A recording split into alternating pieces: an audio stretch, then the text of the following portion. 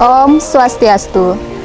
Selamat pagi peserta didik baru SMP PGRI 4 Denpasar tahun pelajaran 2020-2021. Salam sehat untuk kita semua. Kami ucapkan selamat bergabung di SMP PGRI 4 Denpasar. Selamat pagi anak-anak. Ibu harap kalian semua selalu dalam keadaan sehat dan tetap semangat. Puja dan puji syukur kita panjatkan ke hadapan Tuhan Yang Maha Esa karena pada hari ini, Rabu 15 Juli 2020, kita dapat melaksanakan MPLS hari ketiga secara online. Adapun susunan kegiatan pada MPLS hari ini yaitu sebagai berikut. 1. Doa bersama. 2. Absensi kehadiran siswa melalui aplikasi Google Form. 3. Program dan cara belajar. 4. Pengenalan ekstrakurikuler. 5. Penutup. Untuk memulai MPLS pada pagi hari ini, kita akan melakukan doa bersama yang akan dipimpin oleh Bapak Agus Budiawan. Kepada seluruh peserta didik agar mengikuti sesuai dengan agama dan kepercayaannya masing-masing.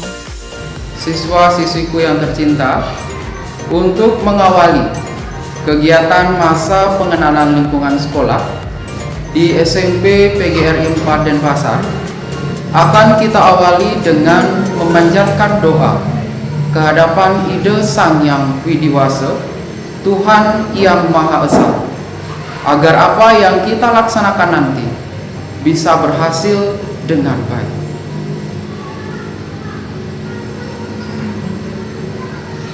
Om Swastiastu.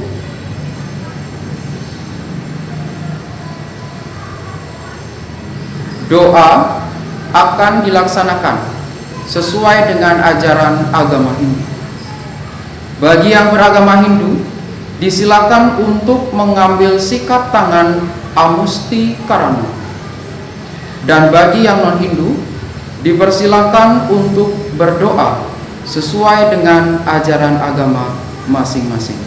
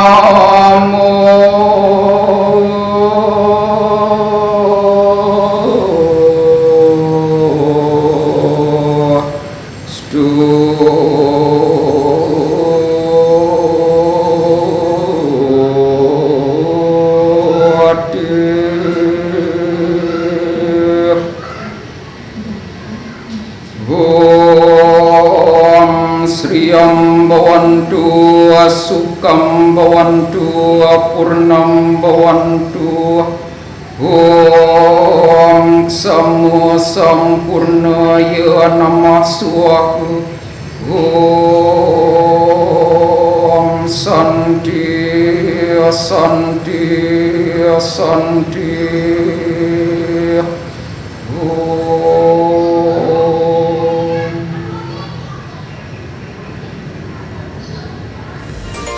Selanjutnya akan dimulai absensi kehadiran siswa dengan menggunakan aplikasi Google Form yang dapat kalian akses melalui link di bawah ini.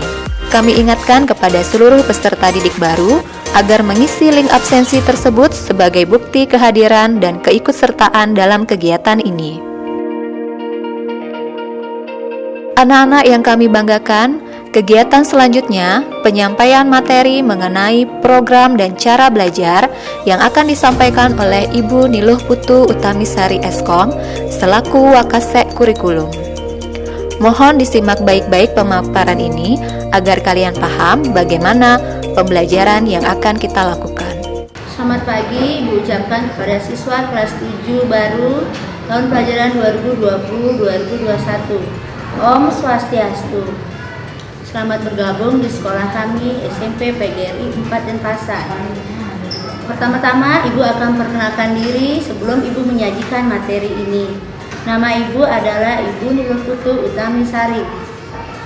Pada pagi hari ini Ibu akan menyajikan materi program dan cara belajar. Jadi Ibu mohon kepada siswa kelas 7 untuk menyimak dengan baik semua materi yang akan Ibu sajikan pada pagi hari ini. Apa itu belajar, Nak? Menurut kalian belajar itu apa aja sih? Jadi belajar itu adalah usaha untuk memperoleh pengetahuan. Belajar itu adalah sebagai kegiatan berlatih, kegiatan untuk memperoleh pengalaman, dan hasil belajar adalah perubahan tingkah laku dari belum dapat melakukan sesuatu menjadi dapat melakukan sesuatu. Kemudian prinsip-prinsip belajar menurut kalian itu apa aja? Jadi prinsip-prinsip belajar siswa itu ada beberapa ya, yaitu yang pertama kalian belajar itu adalah membutuhkan sebuah motivasi. Kemudian belajar juga memusatkan perhatian pada hal-hal yang sedang kita pelajari. Hindari hal-hal yang menghambat dalam usaha belajar. Kemudian yang keempat, kita harus berusaha untuk mengerti lebih dulu yang kita pelajari sebelum menghafal. Yang kelima adalah memantapkan pengetahuan dari sekolah atau kelas melalui berbagai sumber. Artinya berbagai sumber itu dari berbagai referensi ya. Kemudian meyakini bahwa pelajaran yang kita terima akan bermanfaat sepanjang hayat. Nah sekarang apakah kita sudah mengerti apa yang kita pelajari? Bagaimana cara kalian bisa mengerti apa sih yang sudah aku pelajari dari pelajaran ini? Yang pertama caranya menanyakan pada diri sendiri. Sudah mengertikah kalian dengan pelajaran atau tema materi yang sudah disajikan pada guru kalian? Yang kedua membuat ringkasan atau skema, peta atau konsep. Yang ketiga, mencoba menghubungkan dengan masalah atau kalian mencoba untuk membuat latihan soal.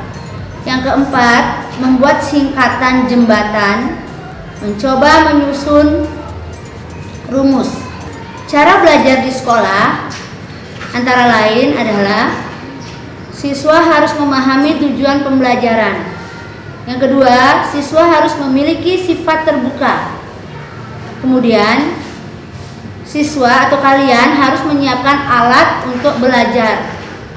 Yang keempat, kalian harus mempunyai minat dan perhatian.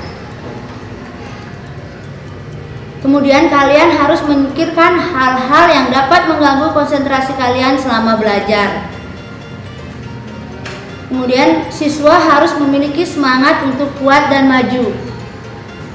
Dan yang terakhir, kalian harus berusaha mencapai prestasi sendiri tanpa menggantungkan orang lain. Nah, apa sih yang kalian bisa manfaatkan untuk belajar selama di sekolah? Jadi kalian bisa memanfaatkan fasilitas sekolah untuk kalian belajar. Contohnya apa aja, Nah? Ya, contohnya adalah mungkin perpustakaan sekolah, laboratorium, dan yang ketiga adalah akses internet yang ada di sekolah, contohnya wifi yang ada di sekolah. Itu ada tata cara belajar yang ada di sekolah. Nah, kalau kalian untuk belajar di rumah, mungkin ada beberapa cara yang dapat Ibu sampaikan di sini, tata cara untuk belajar di rumah. Antara lain yang pertama, kalian harus merencanakan waktu untuk belajar secara konsisten dan berkesinambungan. Yang kedua, kalian harus mengulang kembali pelajaran yang kalian sudah dapatkan di sekolah. Kemudian yang ketiga, tugas atau PR yang kalian dapatkan dari guru hari ini kalian harus selesaikan dan jangan ditunda-tunda. Kemudian belajar, setelah belajar kalian mungkin istirahat sebentar, kemudian lanjut kalian belajar lagi. Yang kelima, merencanakan belajar secara efektif. Yang keenam, kalian dapat bertanya hal-hal yang belum atau kalian kurang pahami. Kalian bisa dapat tanyakan kepada teman atau orang tua yang ada di rumah. Yang ketujuh, perluaslah pengetahuan kalian melalui berbagai sumber. Contohnya adalah melalui buku, artikel, internet, dan lain sebagainya. Yang kedelapan, menyiapkan alat belajar untuk kalian bersekolah esok hari. Kemudian, menurut Ibu atau materi Ibu sajikan hari ini, ada beberapa cara supaya kalian tidak bosan dalam membaca buku. Jadi Ibu akan jelaskan sedikit. Yang pertama, agar kalian tidak bosan membaca buku, cara membaca buku adalah yang pertama, pelajarilah garis besar isi buku. Kemudian baca bab demi bab sampai kalian mengerti. Lalu tulis kembali yang sudah kalian pahami pada buku catatan. Kemudian susun ringkasan atau skema bagian untuk memudahkan materi. Yang kelima, latih ketajaman berpikir dengan menyelesaikan masalah atau latihan soal. Yang keenam, uji penguasaan dengan diskusi. Lalu mungkin kalian bertanya, bagaimana cara meringkas yang sudah kita baca? Caranya adalah carilah informasi-informasi yang penting, kemudian kalian tandai dan tulislah di buku latihan atau buku PR yang kalian punyai. Ingat ya, menulis adalah mengikat ilmu. Kemudian ada sebuah moto yang isinya adalah waktu adalah waktu atau time is time.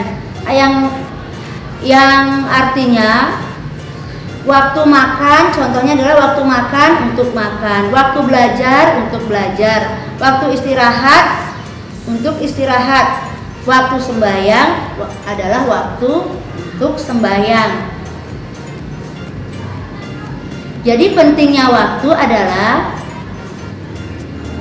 atur waktu dengan cara supaya bisa mengatur waktu dengan cara yang baik. Yang pertama, mungkin kalian bisa praktekkan di rumah. Yang pertama adalah membuat agenda atau rencana apa yang akan kalian kerjakan. Kemudian tulislah jika perlu apa saja catatan-catatan kalian yang ingin kalian buat. Yang ketiga, konsisten atau setia dengan apa yang kalian rencanakan. Ingat, setia dengan rencana berarti disiplin menggunakan waktu. Sekolah adalah lembaga tempat berlangsungnya kegiatan pembelajaran. Setiap siswa harus tunduk dan mentaati tata tertib sekolah dalam mengikuti kegiatan pembelajaran, serta mau berperan serta dalam melaksanakan, memelihara dan menjaga keamanan sekolah. Pesan dari Ibu, siswa dapat meraih keberhasilan melalui belajar dengan tekun dan teratur. Rencanakan waktu belajar kalian, manfaatkanlah waktu sebaik mungkin. Ingat, orang yang berhasil meraih sukses adalah orang yang hidup teratur dan menggunakan disiplin waktu. Akhir kata, Ibu sampaikan dan semangat dan selamat belajar. Kalian tiada pernah berhenti untuk belajar dan belajar. Ibu ucapkan dengan salam penutup. Om Santi Santi Santi Om. Anak-anak yang berbahagia, semoga tetap semangat mengikuti kegiatan MPLS ini ya. Kegiatan akan dilanjutkan dengan pengenalan ekstrakurikuler yang akan disampaikan oleh Bapak Iwayan Eka Agus Marute SPD. Silahkan disimak dengan baik agar kalian nantinya bisa memilih ekstrakurikuler yang sesuai dengan minat dan bakat kalian semua.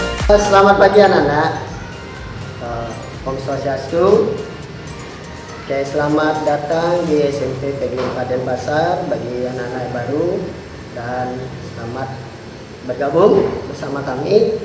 Oke, pada hari ini, pagi ini, dengan kesempatan yang berbahagia, tapi dalam kondisi yang sangat berduka ya, dibilang berduka karena apa? Masih pandemik COVID-19.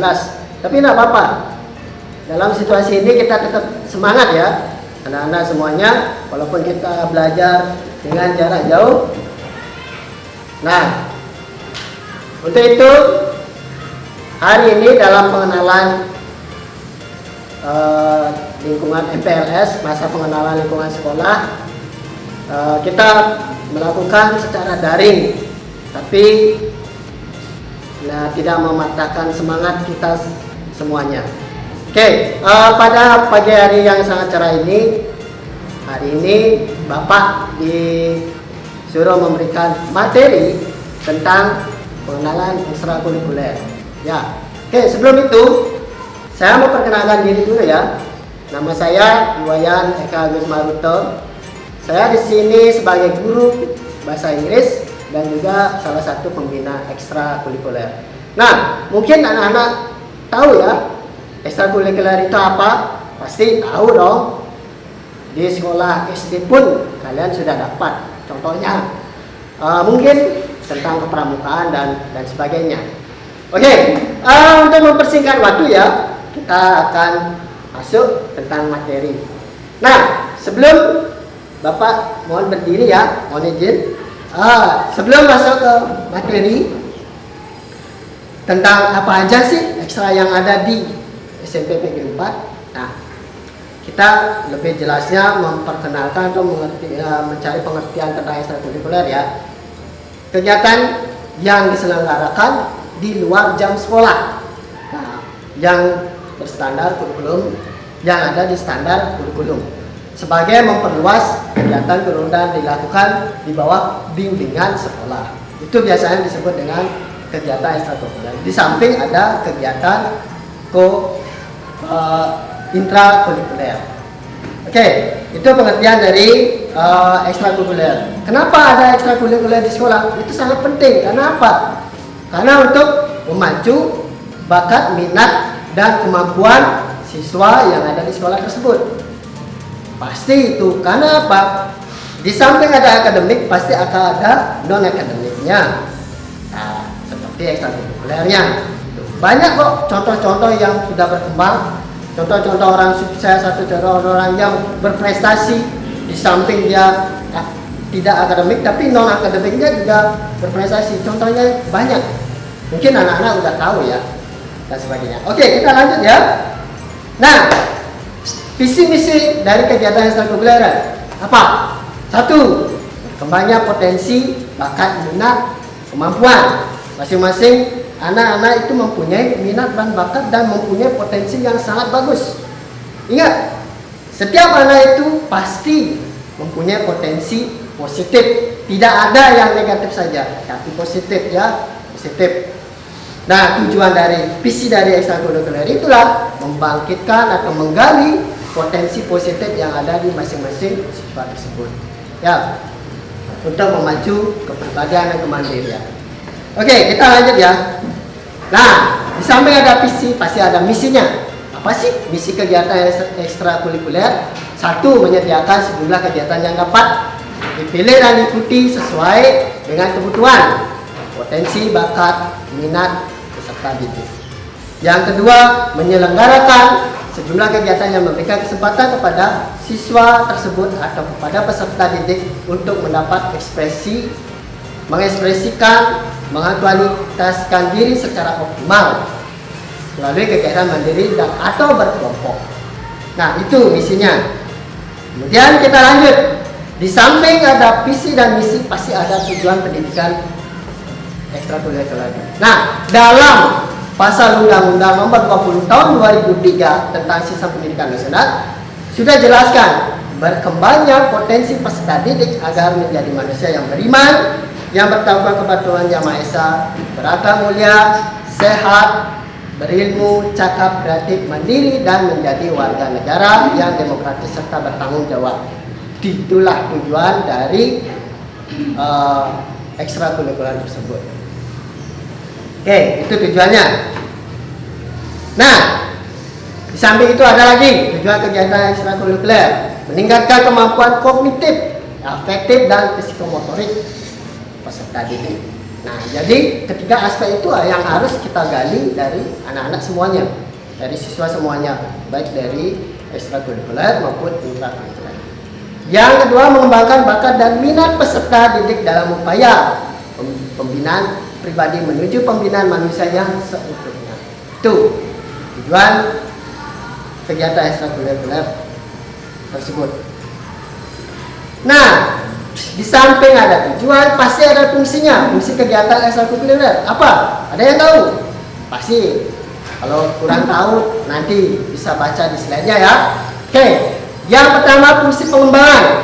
Apa yang dikembangkan? Mendukung perkembangan personal melalui perluasan minat, bakat, dan potensi untuk membentuk karakter dan pelatihan kepemimpinan. Pasti setiap ekstrakurikuler diajarkan jiwa kepemimpinan.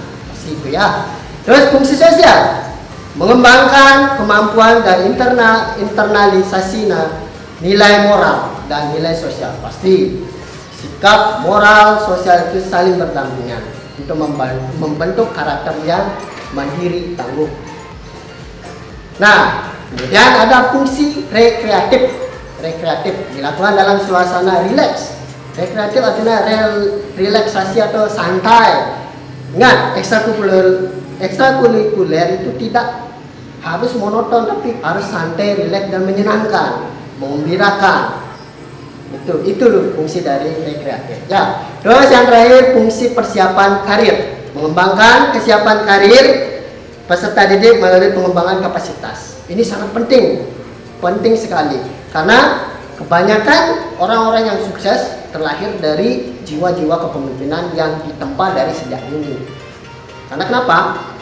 Karena itu sudah membuktikan, karena mempunyai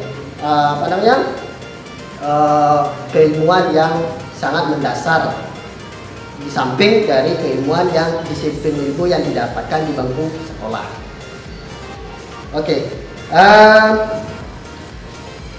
Itu fungsinya. Sekarang ke prinsip ekstrakurikuler.